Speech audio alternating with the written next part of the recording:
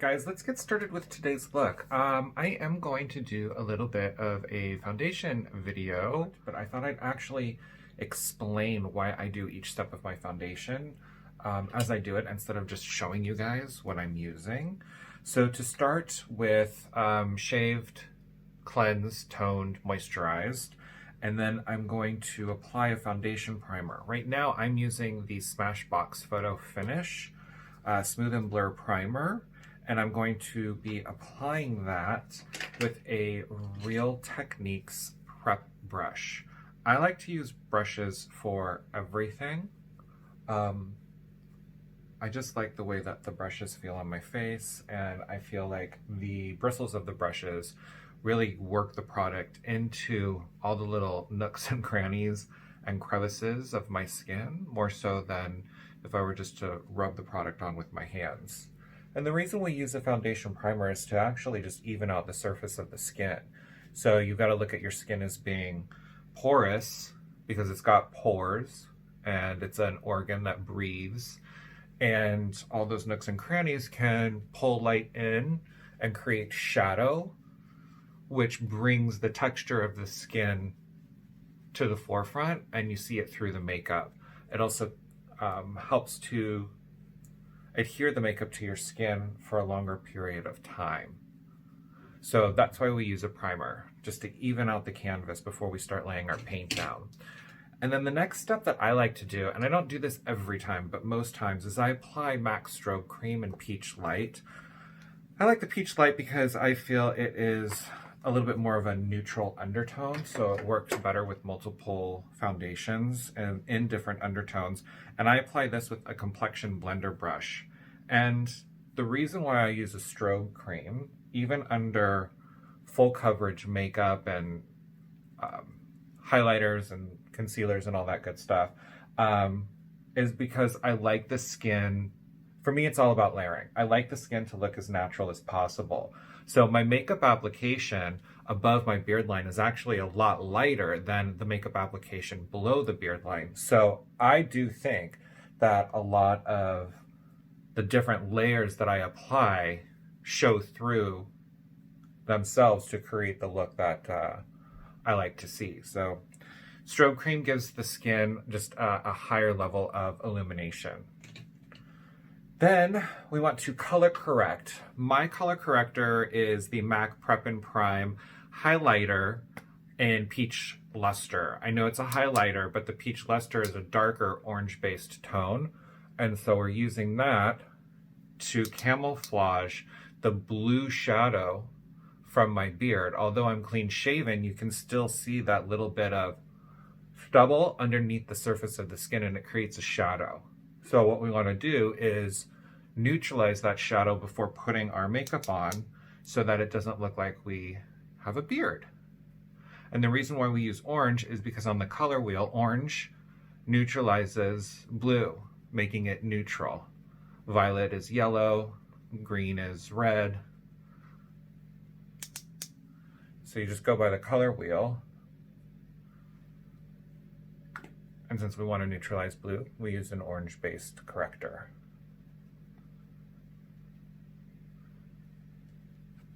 Now, I also use a color corrector under my eyes. Some days I feel I need it more than others.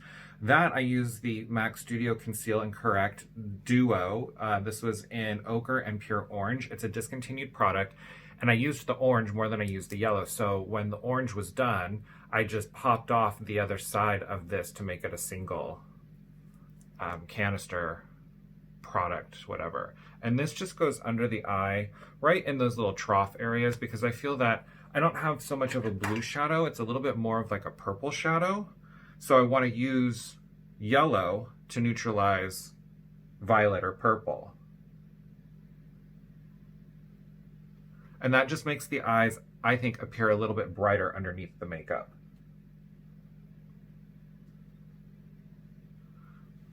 That in. And now I want to do a little pre-highlighting. Right now for that, I'm using the Kevyn Aucoin Sensual Skin Enhancer in SX01, and I'm applying that with a Bold Metals Collection concealer brush. A pre-highlight is something that I like to put down underneath the foundation. Again, because I'm not real heavy-handed with the foundation on the upper half of my face, so I feel like I have a little bit more license to create more light and shadow on the face for a more dynamic look.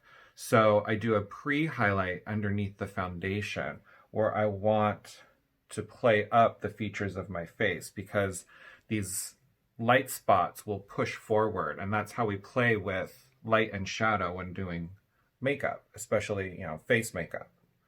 So I just apply that, high points of the face, and then I'm going to blend that in with a Real Techniques. This is the Expert Edge large brush. And I'm just going to kind of tap this in.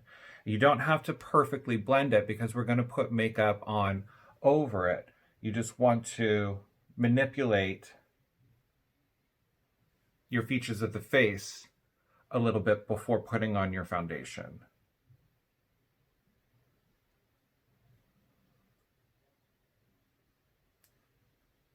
And just working that in, still using like a tapping motion. I just feel like, or a stippling, I think it just creates a softer look.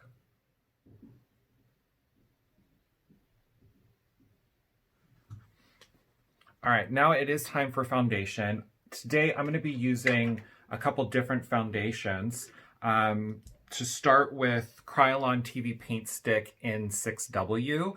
This is a staple in a lot of makeup kits and a lot of drag queen makeup kits. It goes on easy, it blends easy, and it really does hold. But this is also, it has a very shiny finish because it's got it has an emollient nature to it. So I also use the MAC Studio Fix Fluid Foundation in SPF 15.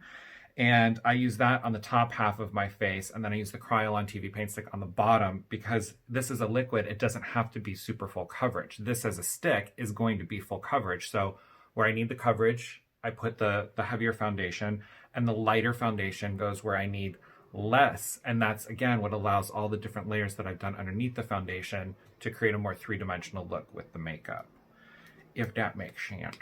So I'm going to start with the Kryolan TV Paint Stick on the bottom half of my face, because then I can blend the two together by stippling the MAC foundation over this, just where they meet. And I'm going to work that in with a Real Techniques foundation brush.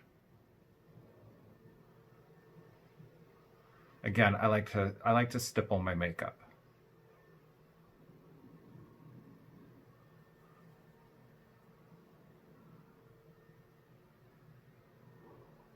And you can see how fast this foundation goes on and covers. I think that is the best benefit to using the Kryolan TV Paint Stick if you're looking for like a point of difference between the two types of foundation.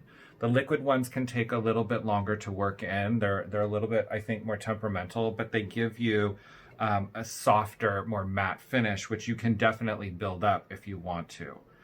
So now moving on to the Studio Fix foundation, and I'm going to use that on a foundation brush as well.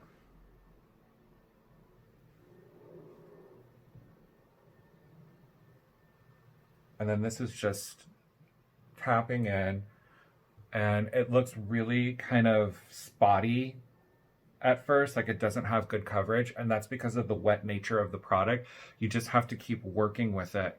And that's another point of difference. The liquid foundations do take a lot longer to work into the skin and get them really smooth and flawless. The benefit is that once you do, I think you have a much more natural sort of semi-matte to matte look, which is much better at I think it's better as a canvas for the makeup that you put on top of it, because it's not so strong and so heavy. And you can get a softer, more dimensional, dynamic look with it. And then just kind of where the two meet, not really going below my lip line, I just tap the Studio Fix into the Kryolan TV Paint Stick. And I can go ahead and cover up most of my brows because I've had them microbladed. So the makeup covers up the microblading, and then what I'm left with is just the hair. So it's more easy for me to manipulate my brow shape without having to completely block them out. All right, so now comes some fun stuff. We're going to contour and highlight. I like to do my contour first and then my highlight second. So to start with, we're going to use the MAC Studio Fix Foundation Stick, and this is in the color NW50. Now, I will say that when it comes to your makeup colors, you want to try to match the undertone of your own skin. So you're either going to be a warm or you're going to be a cool. The quickest way or the easiest way to know which one you are is if you look better in gold jewelry, then you're a warm. If you look better in silver jewelry, then you're a cool. And then sometimes you can be a neutral. So if you look good in both gold and silver, then you're a neutral and you can wear either undertone. I happen to be neutral leaning warm, so I pick warmer undertones. It also works better when trying to cover and neutralize a darker shadow from the beard. And I would say that for your contour, you want to make sure that your contour is always a cooler undertone color because we're trying to create shadow. Warmth will reflect light out, and then cooler tones will pull light in. So because we're creating a shadow, we want a cool contour stick. And I'm just going to apply this where I want to accentuate the actual hollows of my face so that if I accentuate the hollow under my cheek, it pops the cheekbone out. If I accentuate this area right here, it pulls the focus into the center of the forehead, making my face look smaller. So that's the purpose of contouring. It's, again, manipulating light and shadow to create the shape you want.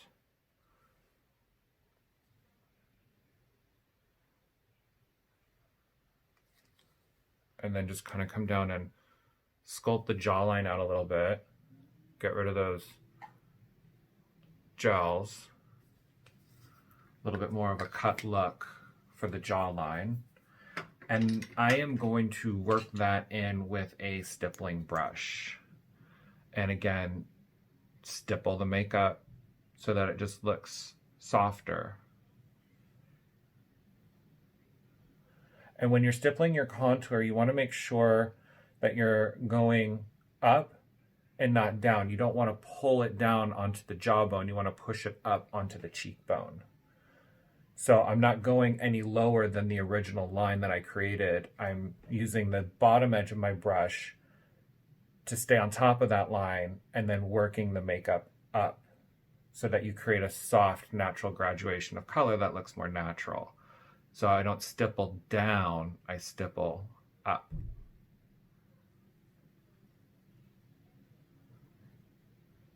And with the forehead contour, I stay pretty close to my hairline, and this band represents where my wig hairline would be. And then I work it down to the eyebrow, but in like a triangle shape like this, because we don't want to put any contour color in the center of the forehead. And again, what this is doing is creating the illusion of a smaller forehead and a smaller shaped face because we're shadowing the perimeter of the face, which pushes the focus into the center of the face, creating the illusion of a smaller featured face.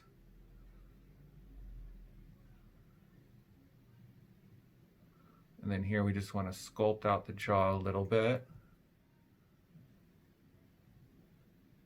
And I like to get right next to the ear, and by putting a little shadow here, what it does is it pops the jawbone out a little bit so that you get that kind of like Christy Turlington 90s supermodel effect. And then just a spot of highlighter there really works well too. All right, so that's it for contouring. Now we're going to go in with highlighting, and for that I use the MAC Prep and Prime highlighter again, and this is in Radiant Rose. Now for your highlighter colors, those you generally want to be warm, the opposite of your contour colors, because with highlight, we're trying to actually create more reflection and more push out of light. So a warmer color is going to do that for you. So your foundation is going to match your natural undertone, your contour is going to be a cool undertone, and then your highlight is going to be a warm undertone. And we're going to place this on the high points of the face, and then this little trick here where you put it on the bridge and then the tip, leaving this section not highlighted, that's what creates that sort of like ski sloped look to the nose. And then with your contour color, if you want, that's where you can really whittle the nose down. I don't do that too much because my nose is fairly narrow to start with, and I find that highlighting is enough for me. But when I'm done highlighting, I will show you guys how I do contour the nose if I do it. So I'm going to put some highlighter in the center of the forehead. And then I like to do it on the cheekbones. Now this is not concealer. So I am going to work it up to the eye, but I'm not going to apply it under the eye because that's not where I want the concentration of light. I want it on what would be the top of my cheekbone to really create some light and reflection there, because then that, again, it's going to pop that out more. And then I like to put a little bit in the center on my top lip, and then a little tiny bit on the chin, but make sure you're not doing underneath the chin. Make sure you're doing it on the upper portion of the chin. And then we'll give just a little spot on each jawbone here. And then I do like to work this in with a brush as well. I'm a big brush user, and I'm using the soft accent brush to work this highlighter in. And we're just tapping and stippling.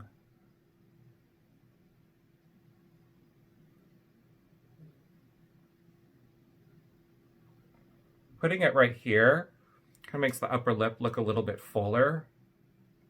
So when you overdraw your lip line, then it has a more natural look to it rather than like a flat looking surface with just this line going across it. And then a little bit on the chin, just because we've whittled the jaw down, and then if we accent the chin with a highlight, again, boom, it's going to point it out and really make it look more streamlined. So we're going to start stippling on the cheekbone, and then we're going to work the product up to underneath the eyes so that you get a seamless highlight. But remember, again, this is not concealer. This is a highlighter. I mean, I'm sure you could use it as a concealer, but you'd have to use more of it than using a traditional concealer like the Kevyn Aucoin Sensual Skin Enhancer, or the other one that I really like is the MAC Studio Fix Concealer. This is a great one too. And then for this, I don't like to bring this down because if you turn your head in certain lights, it reads really garishly, and you don't want like a jaw bone, like a massive chin or a jawline. You just want to pop these out a little bit, because then it makes this look even more contoured, and it kind of creates like this hourglass shape or like S shape to the face.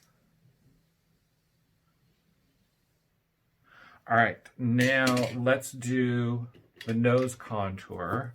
So for that, I use a MAC 227 brush, and I'm still using my NW50, but I put the product on the brush instead of just applying it from the stick and blending it in, because I like to have more control when I'm doing a nose contour. So what we're going to do is we're going to, right where that highlight line ends, kind of where the edge of the bone in the bridge of your nose. So we're going to come in and just start sculpting that out. And I like to go into the beginning of my crease here, my socket area, if you will. And then we're just going to bring this down, bringing it more into the center as we work our way down, so that it creates a V out of the highlight.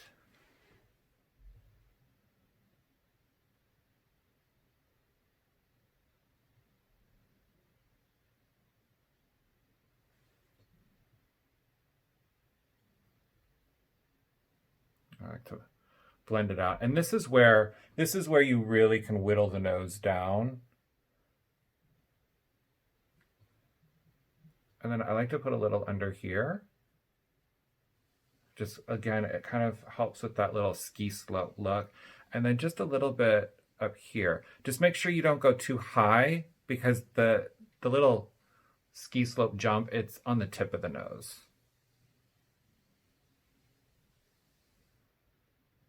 So you kind of have to feel around where your nose would naturally stop. And then not just stop, but where the cartilage on the bridge of your nose would stop. That's where you put that little line. And then let's just reinforce the highlight with a little bit of the Kevin Aucoin Sensual Skin Enhancer. We'll tap that in.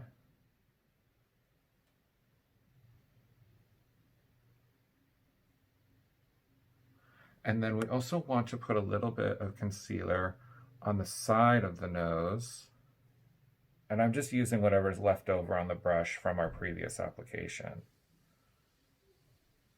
And then let's blend that in, but I'm going to blend that in with my foundation brush.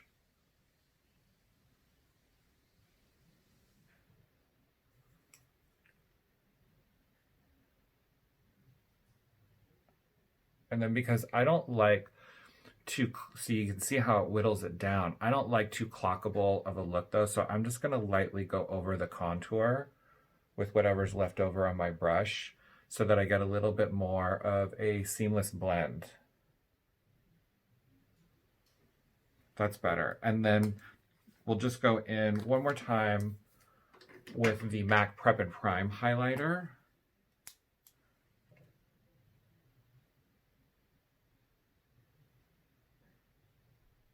Because I feel this is what really makes the bridge of the nose look so narrow.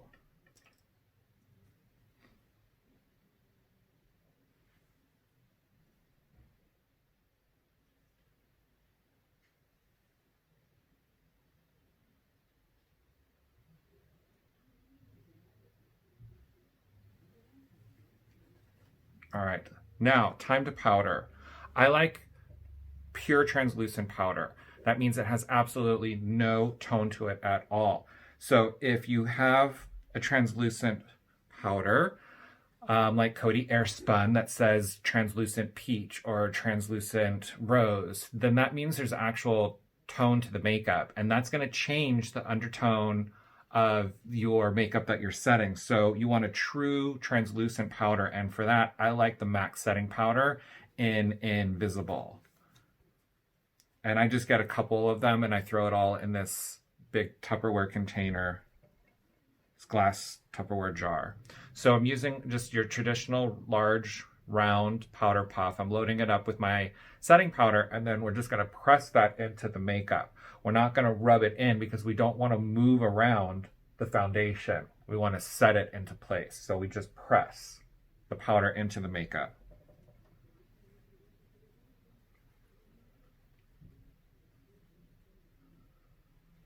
You can kind of press and roll it too, just really working the powder into the makeup to set it.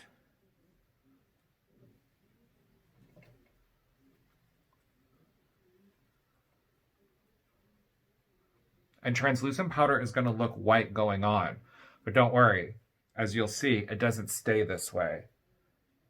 You dust off the excess and it kind of dries down into the foundation.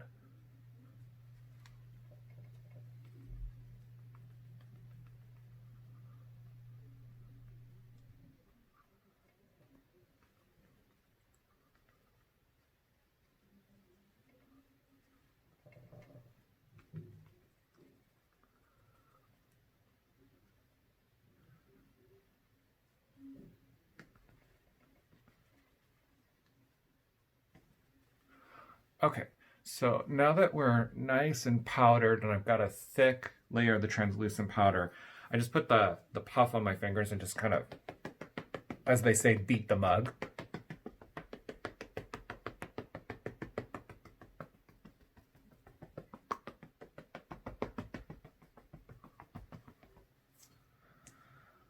All right, now large powder brush, dust off the excess.